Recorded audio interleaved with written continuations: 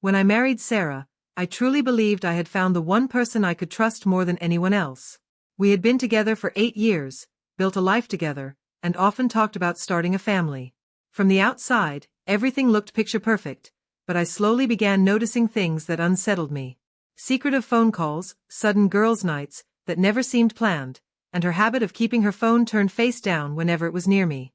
I wanted to dismiss my suspicions, but a voice inside me kept insisting something wasn't right.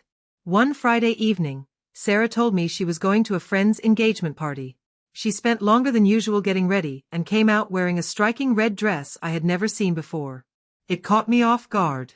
When I asked whose party it was, she paused just a little too long before saying, "Oh, just someone from college. You wouldn't know him." I didn't push, but unease settled in my chest. Later that night, a mutual friend accidentally texted me, mentioning that Sarah had actually been seen at her ex-boyfriend's wedding. The words hit me like a punch. When she finally returned past midnight, carrying the scent of wine and heavy perfume, I confronted her. She didn't deny it. In fact, she laughed in my face. "What's wrong, hubby? Are you mad I went to my ex's wedding?" She giggled, as if it were some kind of joke. That smirk cut deeper than any insult. At that moment, I realized it wasn't simply about a wedding, it was about betrayal and blatant disrespect. The following day, she behaved as though nothing had happened.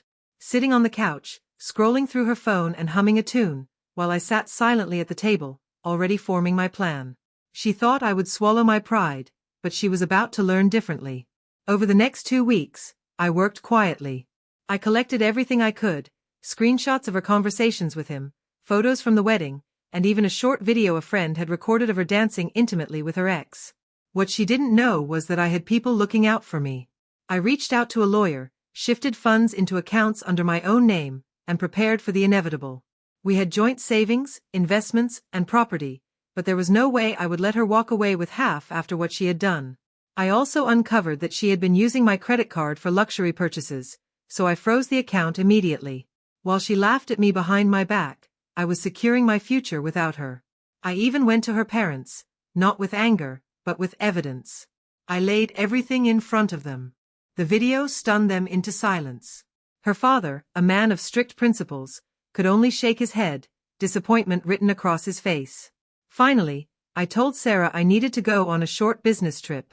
Instead, I packed my essentials, shut down my half of the joint accounts, and arranged to have the locks on the house changed. My lawyer filed for divorce that same day.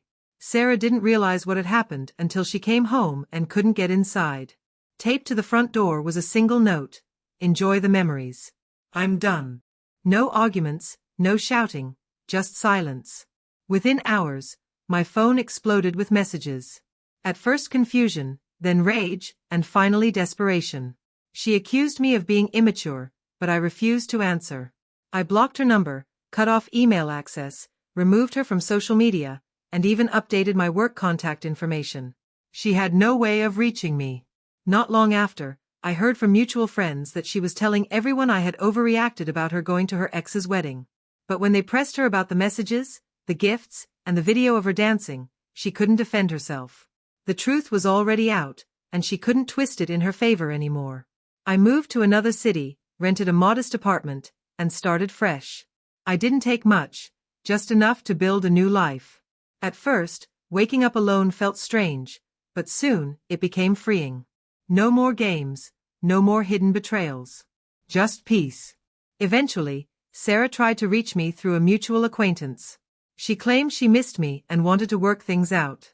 But by then, I had already moved on, not into another relationship, but into a better version of myself. A man who valued his dignity and peace over chaos. In the end, that night at the wedding became the last time she underestimated me. She thought I'd sulk, maybe yell, maybe beg. Instead, I chose silence, action, and disappearance. My revenge wasn't loud, it was final. She had her fun at her ex's wedding. I had mine when I walked away without looking back. And deep down, I know that silence will echo in her mind far longer than any words ever could.